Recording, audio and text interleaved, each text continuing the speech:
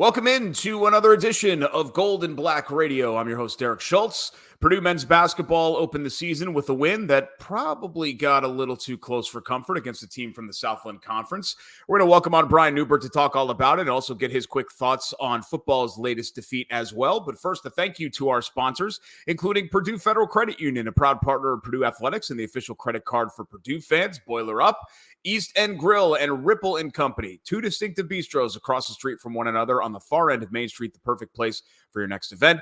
And the Whitaker Inn for unparalleled comfort and cuisine. Visit the Whitaker Inn. Live from Mackey Arena, our correspondent and goldenblack.com columnist Brian Neubert joins us. And I'm not going to lie, Brian, there's something just that's so serene and peaceful and calm about an empty basketball arena, isn't there? Or does it give you stress because you feel like you're still on deadline or something?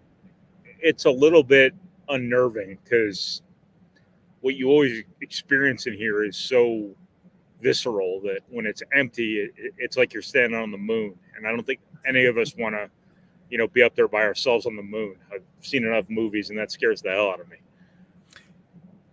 Well, standing on the moon is actually a good analogy for a Purdue podcast, right? So maybe there actually are some people that would like to be standing on the moon just because of the aeronautics program that we can give a plug to on this show. That might be a first time for the aeronautics program to get a plug on Gold and Black Radio. These November... Sorry, go ahead. Preferably with the proper equipment and training. Yes, not with a flannel shirt on. These November home games against low mid-majors, look, they are what they are, right? I guess the glass half full approach is that Purdue got pushed at times by Texas A&M Corpus Christi, which is good to have that experience instead of winning by 40. But I guess the glass half empty is that Purdue got pushed at times by Texas A&M Corpus Christi, right? So let's kind of start with what you liked about Monday night's performance.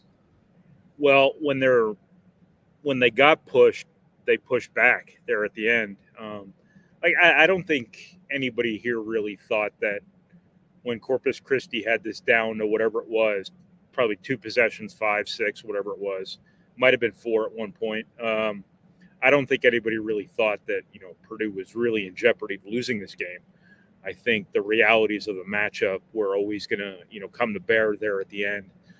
But I think the fact that they did get pushed and they responded with an 11-0 run there in the final few minutes demonstrated kind of their veteran presences doing what veterans are supposed to do. But also just the fact that they were able to find ways to make impact plays. Fletcher Lawyer, Braden Smith, both kind of forcing their way to the foul line. I thought was a big deal. Purdue got defensive stops when they absolutely had to, and the rebound, which is the more important part. And for a team that's, not great defensively right now, I think for them to, be their best when it mattered there at the end, I think was pretty significant. You just kind of saw that winning instinct show up there at the end. So that's kind of what you liked. You liked the first half, too. They showed what they can do shooting the basketball, going 9 of 13, really building that 18-point cushion there in the first half.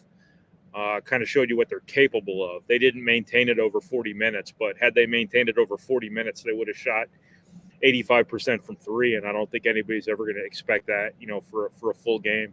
The freshmen all did positive things. Braden Smith was masterful with his facilitation and his manipulation and exploitation of Corpus Christi's defense, and there was a good amount of positive stuff here. It just kind of gets lost in the fact that the game got so close there at the end. Negativity-wise, they did commit nearly double the amount of turnovers that they force. You come to expect some sloppiness in early November games, particularly openers, but that seemed a little bit more egregious than Matt Painter would have hoped. Do you chalk it up to, hey, it's early, whatever, or is there something there that gives you maybe a little bit of pause in the turnover category?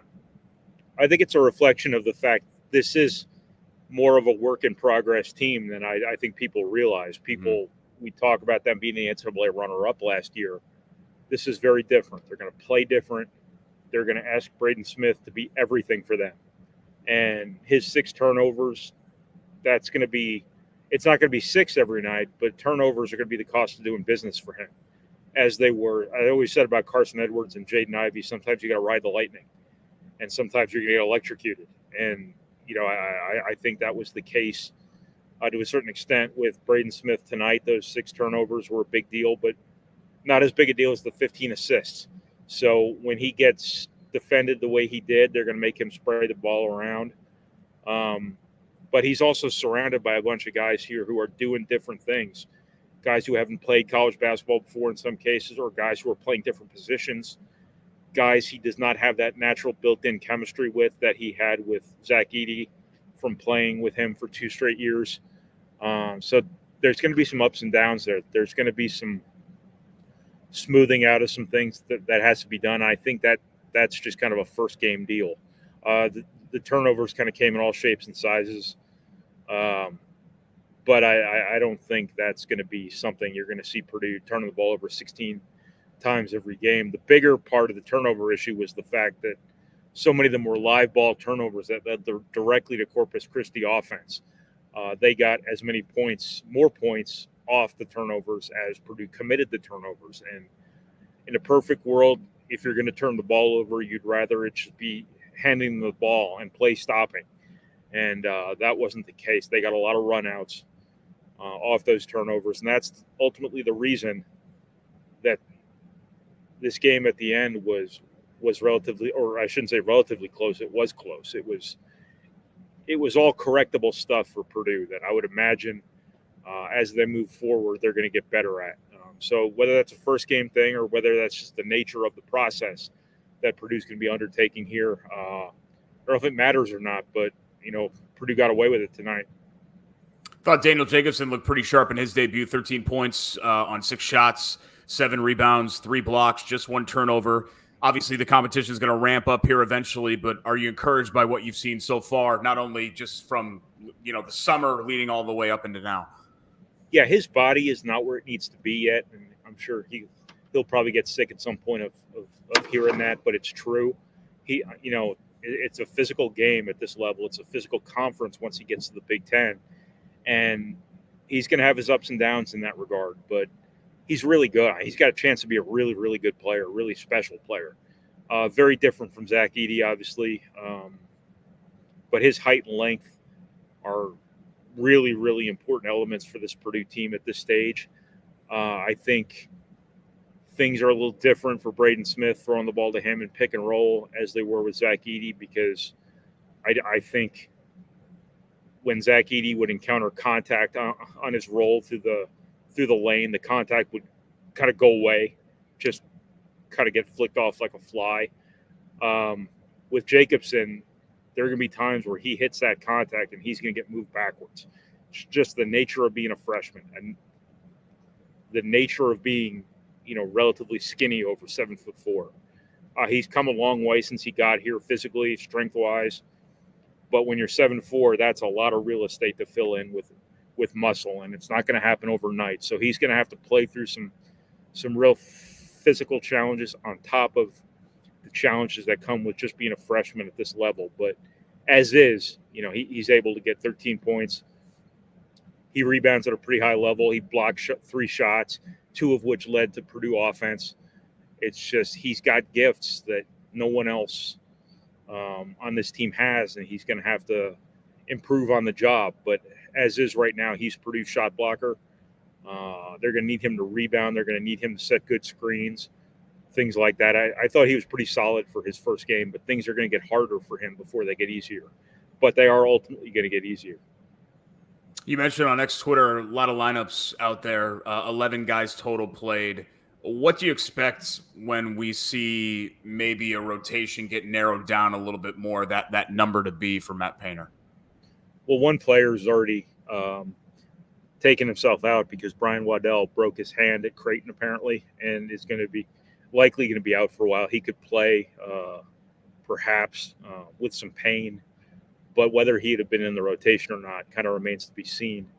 I think Raleigh Burgess not redshirting is a reflection of, what Matt Painter has talked over and over about there not being any separation in their front court. That means that the opportunity that was there for Caleb First to lock that down, for Wilberg to kind of lock it down and absolutely say, I'm taking this many minutes every game because I'm too valuable to leave on the bench. That opportunity seems to have come and gone in the preseason, at least. Things can change on the fly, but there was a door left there for Raleigh Burgess to smash through, and it's a 50-50 call on redshirting him. They're not going to redshirt him. Now you got to use him. You can't not redshirt him, but not play him too. So I have to think he's going to have opportunities there. I think this is genuinely a season, and we say this sometimes, and it's not true, but there are going to be games where you need Camden Heide more than you need him some other night. There's going to be nights you need Miles Colvin more than you need him some other night. Tonight happened to be one of those nights you needed him. There's going to be nights you need Raleigh Burgess more than you would on some other night, and that's going to be true of 4 or 5 guys on this team. So there could be those games where somebody sees 25 minutes one night and 2 the next. That's happened periodically with certain guys over the last few years, but I think it applies to a number of guys on this year's team. And we'll kind of see how they handle it and how ready to play they are when they're not getting the minutes that they might get some other night. We're talking about Purdue's season opening win over Texas A&M Corpus Christi with Brian Neubert from Mackey Arena. It's Golden Black Radio Tuesday edition of the show. Wanted to also thank Sand Valley Resort. Celebrate all the wilderness provides this fall and winter at Sand Valley. Experience everything from Thanksgiving dinner, curling and ice hockey to ice fishing and snowshoeing. Even the restorative benefits of a guided cold plunge in the frozen lake. Start planning your next winter getaway by visiting sandvalleypursuits.com. And our friends at the Purdue Institute for Cancer Research. They have a history of innovation and one goal for the future: defeat cancer. Purdue brings together world-class Boilermaker scientists from all over the university, conducting cutting-edge research that uncovers new ways to prevent, diagnose, and treat cancer. With your support, cancer research saves lives. Join the fight and donate to Purdue Institute for Cancer Research today. Also, don't forget to become a member right here at goldenblack.com, not only for Brian Neubert, but for Tom Dienhart. In fact, Tom is on the football beat. And Brian, unfortunately, we have to bring it up on the show, right? The season is still going, even though it's, I think Saturday might have been the last gasp of what was going to happen positive for the Boilermakers in 2024. I thought you summed it up pretty succinctly in the Saturday simulcast. And look, Purdue has a lot of issues, and there are a lot of things to point to, but it really did feel like every button Ryan Walters pushed in that Northwestern game was the wrong one. And that's just a tough pill to swallow after you lose a 6-point game in overtime. Yeah. Every button he pushed was a landmine. And that's kind of too bad for him because a lot of these things are 50-50 calls where you go for it and it works. Things turn out very differently than they ended up turning out when they didn't work. But that's kind of the nature of football. That's kind of the nature of, being a head coach at this level. And I do wonder if the game management part of the head coach's job, it's a very unique situation here, one I've never seen before, where a guy goes from a defensive coordinator calling the defense one week, and then a few weeks later, he's a defensive coach who's taken on not only calling the offense, but having to learn how to be an offensive coach. And to his credit, I thought he did a better job as an offensive play caller than, an established coordinator was doing earlier in the year. And I think you saw that with some of the offensive success they had with Hudson Card back. But the decisions he's making in that CEO role all seem to go wrong on him. The 2-point conversion at Illinois, the 2 4th downs against Northwestern, plus the not taking the 10 yards on the field goal on the holding penalty before Northwestern got that field goal. That could have taken them out of kicking range for all we know. They would have had to stop a 3rd and 20, which would have been an adventure. But assuming you can get that stop, that might have been those points might have been the difference between winning and losing. Hindsight is always what it is, but it's just it just seems like nothing is going Purdue's way, and that's what happens when you're on a 6-game losing streak. It seems like everything kind of goes against you. But Purdue has done plenty of it to itself too, with a lot of the sloppiness, the school worst defense, which nobody ever figured we'd see when you hired a defensive head coach. It just it has been a really, really worst case scenario sort of season for Purdue, and it's hard to see them doing anything positive from here on out. I shouldn't say that when a couple weeks ago they damn near won at Illinois when nobody gave them a chance to win in Illinois. But Ohio State, Penn State, at Michigan State, at Indiana, who's going to want blood in that game, It just seems like you're really up against it right now, and you're on a fast track to 1-11, which would be disastrous for this program's trajectory. Yeah, and you look ahead, and it gets worse, as you mentioned. Daryl Hazel's first season was a 1-11 campaign. He had another team in 2015 that was just dreadful. I know Jim Coletto. I think Jim Coletto had a 1-win team, if I'm not mistaken. Fred Akers might have too. Fred Akers had like maybe a 2-8 team, something like that. Do you have to consider tossing 2024 into that forgettable pile if it goes where we all think it's going to go? Absolutely. I mean, I've covered a lot of bad football at Purdue over the years. And, yeah. This is as dreadful a season as I've covered. Whether it was, things weren't that bad under Danny Hope. Things got a little bad at the end under Joe Tiller. They bottomed out under Darrell Hazel, and now they're inexplicably, back to that sort of bottom of the barrel level of football here now, when it wasn't all that long ago Purdue was a really competitive team capable of beating anybody on any given day under Jeff Brom. Now the drop off from Jeff Brom to Ryan Walters is probably a little bit overplayed, because Brom left him nothing. They left him, the cupboard was bare, and that is a reality. I'm not saying that to excuse the season Purdue's having or the pain of this coaching transition that has existed so far, but that is reality. There weren't very many good players left from Brom to Walters. The two who were left, three of the few that were left, Garrett Miller, Deion Burks, Nick Scorton, all transferred after year one for more NIL money.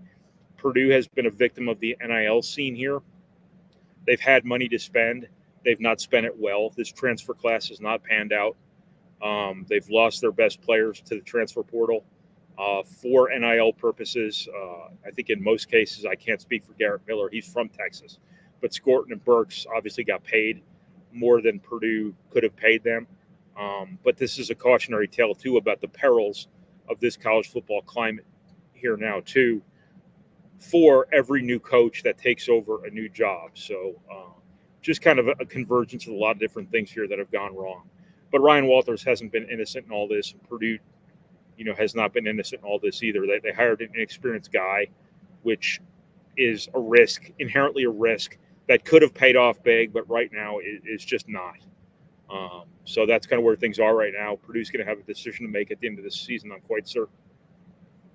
And we'll take a deeper dive coming up on Friday's show when we look forward. I guess we're going to still call it look forward to Purdue's next game coming up here this weekend, and talk plenty more men's basketball as Brian will keep talking hoops. Purdue continues this November stretch coming up here in a couple of days. Thanks so much, man. We'll let you get back to it over there at Mackey, and we'll see you on Friday. No problem, Derek. Thanks, man. That's our pal Brian Neubert, columnist at goldenblack.com. And that's our show for this Tuesday. I want to give a final thank you to our great sponsors, including Purdue Federal Credit Union, the official credit card for Purdue fans, East End Grill and Ripple & Company, two distinctive bistros across the street from one another on the far end of Main Street in Lafayette, the Whitaker Inn, this Midwestern oasis, perfect for a relaxing staycation or a weekend getaway. Escape from the ordinary at the Whitaker Inn.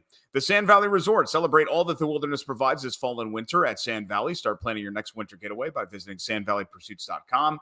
And finally, the Purdue Institute for Cancer Research. The Purdue Institute for Cancer Research has a history of innovation and one goal for the future: defeat cancer. Join the fight and donate to the Purdue Institute for Cancer Research today. I wanted to tell you, goldenblack.com, we've got a half-off sale going again.